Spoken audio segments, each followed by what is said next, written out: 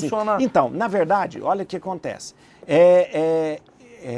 Você, como eu disse, ninguém me enganou, ninguém no dia da ordenação falou para mim, ó, depois de 10 anos, falou, sabia que você não pode casar? Não, ninguém sabia. Você já sabia? Eu sempre soube que não pode casar, eu sempre escolhi isso e tal.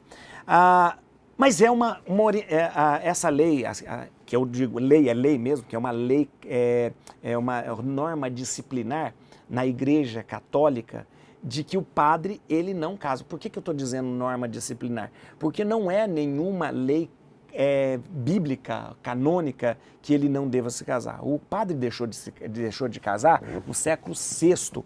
Isso, no século VI ele começa, antes os padres se casavam, normalmente, tanto é que os padres ortodoxos, né, os padres, eles até hoje casam, os padres ortodoxos casam, não há problema, também como os pastores não têm casas, mulheres também não há problema, então não há problema no casamento. No cristão ser casado. Não há problema no cristão ser casado. A igreja, ela chegou a um consenso, isso a partir do século VI, que o padre deveria imitar Jesus em tudo, mais ou menos nessa coisa. Deveria imitar Jesus em tudo em quê? Porque Jesus não casou.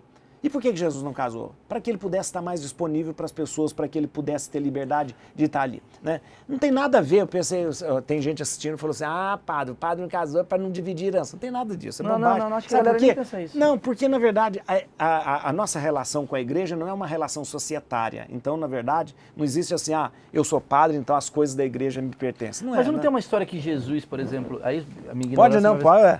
Jesus foi pro deserto naquele período que ele ficou, que ninguém sabe o que ele fez, se lá talvez ele tenha, tipo, as sombras dele, sei lá, se ele se envolveu com uma... Porque você consegue confirmar pra mim que Jesus nos seus 33 anos de vida, ele não teve nenhuma mulher? Não, sabe por quê? Vou te falar uma coisa, é uma questão até de lógica, olha que intenção. Primeiro, a gente tem a questão da tradição que eu digo assim, nunca foi falado nenhum tipo de relacionamento de Jesus com alguém. Segunda coisa, a gente tem o relato bíblico que não fala também.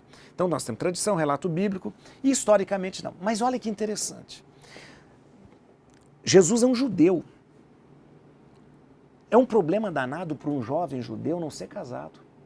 Sim. É um problema muito grande. Sim. E Jesus está querendo convencer... Totalmente tradicional. Claro, o judeu, o homem judeu, o rapaz, até hoje, sim, ele é feito para formar família. Como judia. Sim, e ele precisa ter muitos filhos. Sim. Né? Muitos filhos.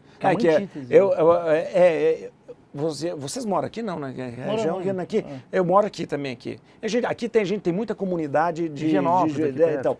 E o que acontece? Você vê, geralmente um jovem já casado e com muitos filhos. Ora, Jesus não casar era um problema para a sua pregação. Era um problema de autenticidade naquilo que ele dizia. Então seria muito melhor para Jesus que ele fosse casado. E seria muito melhor para a igreja no começo arrumar uma mulher para Jesus. Porque seria mais convincente quando Jesus começasse a falar. Olha, Mateus escreve o evangelho dele direcionado para os judeus. Putz, Mateus teve um problema muito grande para convencer os judeus que aquele rabino, o rabi, aquele mestre, ele não tinha casado. Sim. Então, na verdade, Jesus poderia ter facilitado muito se ele tivesse casado. Sim. Mas ele optou por não casar, por não ter nada.